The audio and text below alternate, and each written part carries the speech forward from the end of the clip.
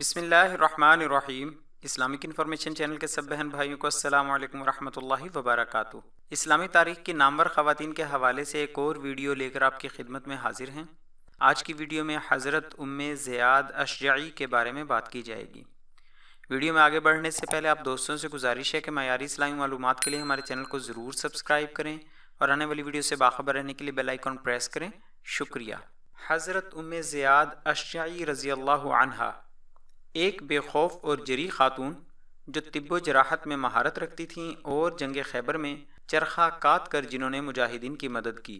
حضرت ام زیاد اشجعی رضی اللہ عنہا ان 6 خواتین میں سے ہیں جن کی شجاعت و بہادری کی خصوصیت کے ساتھ رسول اللہ صلی اللہ علیہ وآلہ وسلم کے سامنے تعریف کی گئی اور بتایا گیا کہ ان کا شمار مدینہ کی ان صحابیات میں ہوتا ہے جو میدان جنگ میں اپنی خداداد بصالت کے جوہر بھی دکھاتی ہیں اور مجاہدین کی خدمت کے فرائض بھی انجام دیتی ہیں۔ چنانچہ ابن اسیر نے اسد الغابہ میں اور حافظ ابن حجر نے اصابہ اور تہذیب التہذیب میں لکھا ہے کہ سرور کائنات صلی اللہ علیہ وآلہ وسلم نے غزوہ خیبر کے موقع پر ان کو پیغام بھیجا اور اپنے ہاں طلب فرمایا۔ یہ حاضر ہوئیں تو آپ نے فرمایا میدان خیبر میں جاؤ گی؟ عرض کیا یا رسول اللہ ضرور حاضر ہوں۔ فرمایا وہاں کیا خدمات انجام دو گی؟ کہا میرے پاس ایسی دوائیں ہیں جن سے زخمی مجاہدین کی مرہم پٹی کریں گی، انہیں تیر اٹھا اٹھا کر دیں گی اور ان کی کمانوں پر ڈالیں گی، ان کو پیاس محسوس ہوگی تو ستو پلائیں گی، ان کے حوصلے بڑھانے کے لیے شعر پڑھیں گی اور اللہ کی راہ میں دوسری ضروری خدمات انجام دیں گی۔ یہ سن کر حضرت صلی اللہ علیہ وآلہ وسلم نے فرمایا فوراً تیار ہو جاؤ اور میدان جنگ کی طرف چل پڑو۔ رسول اللہ صلی اللہ علیہ وآلہ وسلم کا ارشاد سن کر ام زیاد اسی وقت تیار ہو گئیں اور خیبر میں پہنچ گئیں۔ جب مجاہدین کی کوششوں اور اللہ کی نصرت سے خیبر فتح ہو گیا تو حضرت صلی اللہ علیہ وآلہ وسلم نے ان کو بھی اسی طرح مال غنیمت سے حصہ دیا جس طرح مردوں کو دیا، کیونکہ ان کی قربانیوں اور جد و جہد کو حضرت صلی اللہ علیہ وآلہ وسلم نے اسی نوعیت کی قربانیاں اور کوششیں قرار دیا جس نوعیت کی مردوں کی قربانیاں تھیں۔ حضرت ام زیاد اشجعی رضی اللہ عنہا نے خیبر کے علاوہ دیگر مارکوں میں بھی حصہ لیا اور ان میں بھی اسی قسم کی خدمات انجام دیں۔ مدینہ منورہ میں یہ خاص شہرت کی حامل تھیں۔ لوگوں پر مردوں کی طرح ان کا دبدبہ تھا، آواز میں زور تھا، کسی سے مرعوب نہ ہوتی تھیں، سچی بات کہنے میں بھی کسی کی رعایت نہ کرتیں۔ فرمایا کرتی تھیں کہ اگر رسول اللہ صلی اللہ علیہ وآلہ وسلم کلمہ حق کہنے میں کسی کی رعایت کرتے یا مصلحت کو ملحوظ رکھتے تو اسلام کبھی نہ پھیل سکتا۔ عمل میں ڈھیل اور سستی انہیں سخت ناگوار تھی۔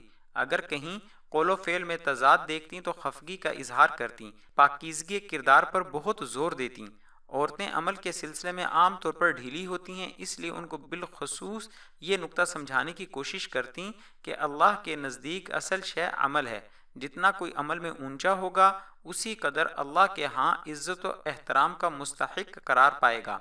انسان کے جوہر میدان جنگ میں کھلتے ہیں اور دشمن کے مقابلے میں جا کر معلوم ہوتا ہے کہ بہادری اور شجاعت کیا چیز ہے اور دل کی مضبوطی کس چیز کا نام ہے۔ جنگ خیبر میں شامل ہونے کے لیے ان سے خود رسول اللہ صلی اللہ علیہ وآلہ وسلم نے خواہش ظاہر کی تھی۔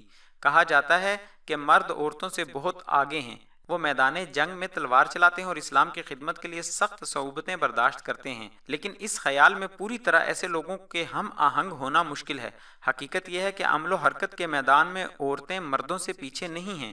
بلا شبہ مرد شمشیر بکف ہوتے ہیں اور دشمن کے مقابلے میں نکل کر شہادت کا درجہ حاصل کرتے ہیں یا غازی کہلاتے ہیں، مگر اس ضمن میں عورتیں بھی ان کی برابر کی شریک ہیں۔ اگر مردوں کے ہاتھ میں تلوار ہے تو یہ بات کیوں نظر انداز کر دی جاتی ہے کہ اس تلوار کی دھار کو تیز کرنے کے لیے عورت کے ہاتھ حرکت میں آتے ہیں؟ اگر وہ تیر چلاتے ہیں اور مارکہ کارزار گرم ہوتا ہے تو انہیں یہ تیر کمان میں جوڑنے کے لیے عورت عطا کرتی ہے۔ مجاہد پانی کی ضرورت محسوس کرتے ہیں تو عورت کا ہاتھ آگے بڑھ کر پانی کا پیالہ ان کے منہ کو لگاتا ہے۔ وہ زخمی ہوتے ہیں تو عورت ان کی مرہم پٹی کے فرائض انجام دیتی ہے۔ مجاہد بھوک سے دوچار ہو تو عورت اس کے لیے روٹی مہیا کرتی ہے۔ عورت کی اہمیت کو کم نہ سمجھو اور انہیں کمزور و ناتواں خیال نہ کرو۔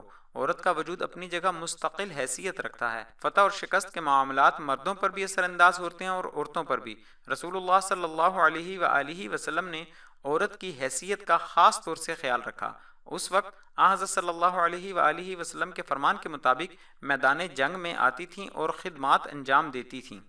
حضرت ام زیاد ایک بے خوف اور جری صحابیاں تھیں اور بلند افکار و خیالات کی مالک۔ وہ طب اور جراحت میں مہارت رکھتی تھیں اور زخمیوں کی مرہم پٹی کرتی تھیں۔ رسول اللہ صلی اللہ علیہ وآلہ وسلم کی وصال کے کئی سال بعد تک زندہ رہیں۔ انہوں نے جہاد کے فضائل بیان کرنا اور لوگوں کو اس کے لیے آمادہ و تیار کرنا ایک طرح سے اپنے آپ پر فرض قرار دے لیا تھا۔ صحابہ ان کی جرت کی بنا پر انتہائی تکریم کرتے تھے۔ یہ قبیلہ بنو اشجع سے تعلق رکھتی تھیں۔ صحیح مسلم اور ابو داؤد میں بیان کیا گیا ہے کہ جنگ خیبر میں انہوں نے 5 دوسری صحابیات کی رفاقت میں چرخہ کاٹ کر مجاہدین کی مدد کی تھی۔ یہ ویڈیو معلومات شیئر کرنے کے لیے بنائی گئی۔ تلفظ، تاریخ اور دیگر انسانی غلطیوں کو درگزر کرنے کی گزارش ہے۔